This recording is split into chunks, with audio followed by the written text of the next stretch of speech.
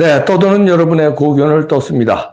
오늘 또 평은요, 어떤 분이 8대 0에 대해서 의미심장한 분석을 해줬는데요. 제가 여기 또 의미심장한 걸 추가를 하겠습니다. 제 의견을요. 오늘 아주 엄청난 얘기를 제가 할 텐데, 우선 제 얘기하기 전에 이분의 글을 읽어드립니다. 아하, 그래서 그 꼴 그 짝이 났구나. 8대 0이라고? 당연할 수밖에 없었다. 문영배 진주시 선관위원장, 김형두 강릉시 선관위원장, 정정미 공주시 선관위원장, 정형식 평택시 선관위원장, 조한창 제주시 선관위원장, 정계선 음성군 선관위원장, 이렇게 8명의 헌재 재판관 가운데 6명이 선관위원장을 지낸 자들이었다. 부정선거의 카르텔이 강력하게 형성된 주축들이었던 것이다. 윤석열이 복귀하면 제일 먼저 부정선거를 밝혀내게 될 테니, 그러면 당사자 이것들이 제일 먼저 처벌을 받게 될 게 뻔한 노릇이고, 동업자 의식을 가지고 영업비밀을 공유하고 있는 이자들은 몸보신을 위해서 진보도 없었고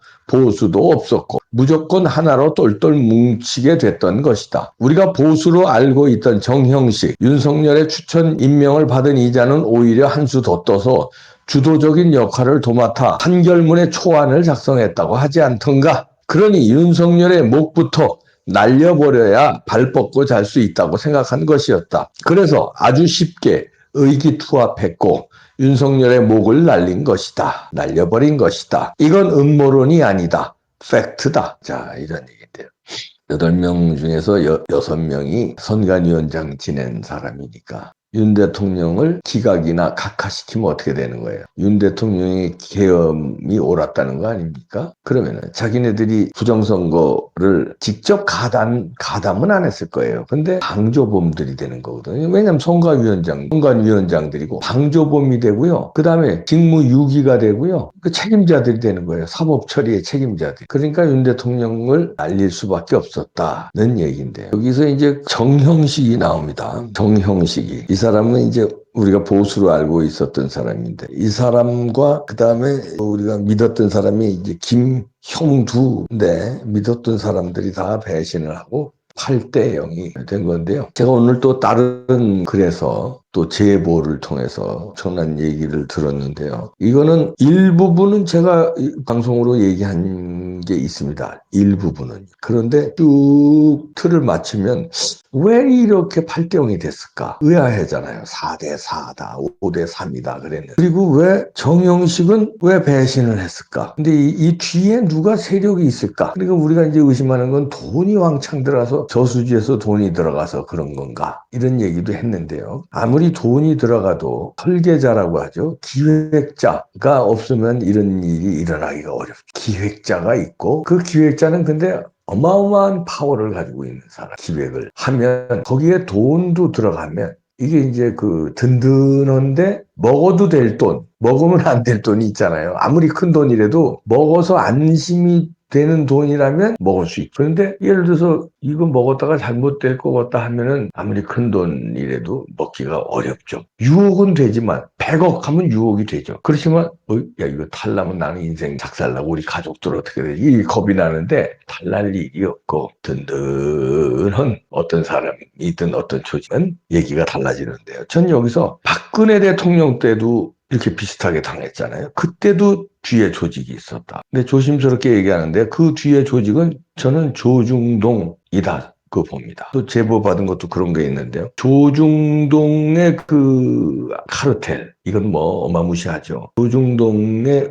움직이는 오너 카르텔, 그 중에 한 명, 박근혜 대통령도 그렇게 해서 떨렸거든요. 그래서 우리가 뭐 JTBC가 왜 저렇게 나오냐, 뭐 홍석현이다, 뭐 그때도 박근혜 대통령도 그랬잖아요. 근데 이번에도 홍석현 이름이 나오는 게 왜 그러냐면요. 내각제가 나오기 때문에 그래. 내각제 하면 따라붙는 게 홍석현입니다. 그리고 김무성이고요. 그 밖에 뭐 쭉 있잖아요. 그럼 홍석현이는 어떻게 나오냐면요. 조중동을 이끄는 어떤 리더. 물론 조중동의 리더는 조선일보지만 그 뒤에서 그 뭐 있잖아요. 뭐 자기들끼리 그 쭉. 예를 들어서 이렇게 쉽게 생각하면 우리나라 대형 교회들이 많잖아요. 대형 교회들. 순복음교회다, 불안교회다, 영락교회다, 뭐 충영교회다, 뭐 얼마나 많습니까? 그러나 교회의 어떤 이 정치적인 혁명을 이끄는 리더는 전광훈 목사잖아요. 전광훈 목사가 제일 큰 교회에서 리더가 되는 게 아니에요. 제일 영향력이 있고 제일 용감하고 또 앞장서고 이러니까 리더가 되는 건데, 마찬가지로 조중동의 리더는 조선일보가 아닐 수 있다는 겁니다.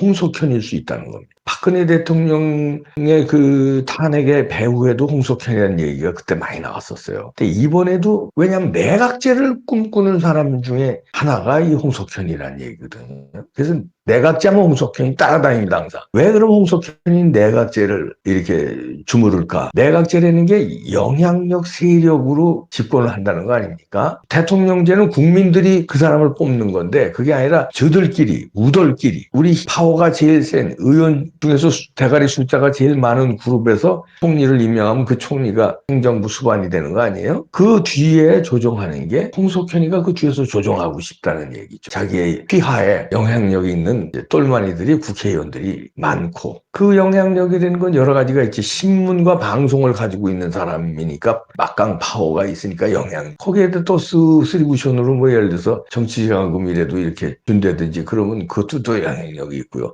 자세히는 모르지만 하여튼 홍석현이 하면은 벌벌벌벌 정치권에서 떱니다. 왜냐하면 일단 찍히면 조중동이 씹어제 돌아가고, JTBC가 씹어제 끼고, 중앙일보가 씹어제 끼고, 거기에 동아일보, 조선일보가 합세하면요 그냥 매장이에요. 그러니까 정치인들은 부들부들 떱니다. 이런 그 영향력 어마어마하거든요. 거기다가 뭐 홍석현 하면 또 돈이 얼마나 많게요. 그 뭐 또 일가 있죠. 뭐 아니면 자세히 설명 안 해. 자, 이런 영향력에 뒤에서 이런 걸 하는데, 이제 그러면 그렇다면 이제 선수가 필요하겠죠. 내각제를 꿈꾸는 어떤 홍석현과 그의 무리들, 그 뒤에는 이제 김무성도 있고 뭐 쭉 있겠죠. 내각제 하면은 힘 깨가지고 뒤에서 이제 그 밤의 대통령 노릇하면서, 이번엔 그 총리 있잖아. 누가 김한무게로 해. 그다음에 저거 믿었더니 저 까분해 저거, 야야야 저거 떨기고, 야야야 이번에 박아무게 네가 해라. 뒤에서 이렇게 몇 명이서 술 먹으면서 영화 내부자들을 보시죠. 이번에 우리 그 사람 밉시다. 좋아요 좋아. 그럼 홍영 마음대로 하세요. 그럼 그렇게 하는 걸로 합니다. 그리고 쫙 이렇게 그걸 하고 싶은 거예요, 밤의 대통령. 자, 제 합리적인 추측이에요. 왜냐면 박근혜 대통령 탄핵 때도 이 양반의 이름이 오르락 내렸고 지금도 오르락 내리락하니까 이봉규가 합리적인 추측을 하는 겁니다. 거기다가 대고, 왜냐면요, 왜 제가 이런 추측을 하냐면, 이 홍석현이가 이번에 뒤에서 저기 하는데 이름은 제가 안 되겠습니다. 로펌이 나옵니다. 로펌의 막강한 어떤 인사가, 우리나라 대형 로펌 그 1, 2, 3 중에 하나입니다. 네, 그것까지도 이름 안 될게요. 거기에 그 막강한 인사가 이제 말하자면 설계를 다 하고 이제 섭외까지 다 하고, 홍석현의 어떤 그 지령 내지는 뭐 이런 걸로 해서 그 로펌이 움직여서 이렇게 작업이 들어갔다고 그래요. 윤석열 대통령한테. 근데 그 로펌에 있는 사람은 윤석열 대통령의 아주 친한 선배랍니다.